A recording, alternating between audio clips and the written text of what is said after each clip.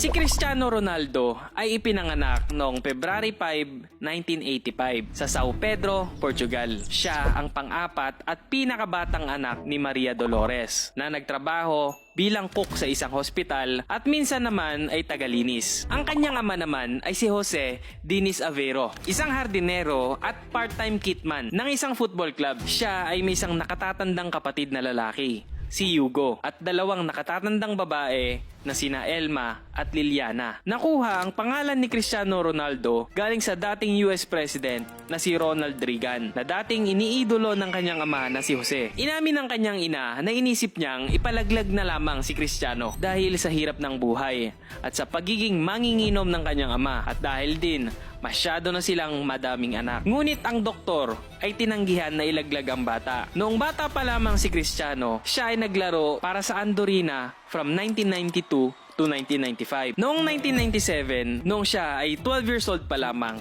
siya ay pumunta para sa isang 3-day trial sa Sporting CP na tumanggap sa kanya for a fee of 1,500 euros. Noong siya ay 14 years old, nahirapan siyang pagsabayin ang kanyang pag-aaral at paglalaro ng football. Kaya nagdesisyon siya at ang kanyang nanay na mag-focus muna sa football. Dahil nga dito ay hindi nakatapos si Cristiano ng grade 6. Noong mga panahon na yon ay sobrang sikat ni Cristiano sa kanyang mga kaklase. Siya ay na-expelled matapos batuhin ang upuan ng kanyang guro dahil umano hindi siya nirespeto nito. 1 year later, siya ay na-diagnose with tachycardia, isang kondisyon na maaaring magpahinto sa kanya sa paglalaro ng football. Si Ronaldo ay sumailalim sa isang heart surgery kung saan ang isang laser ay ginamit na nagresulta para mabago ang kanyang resting heart rate. Noong 2021, ang kanyang ina ay nagpa-interview sa media. Sabi niya kung hindi daw naging football player ang kanyang anak, ay baka naging construction worker siya ngayon. I-follow nyo ako para sa part 2.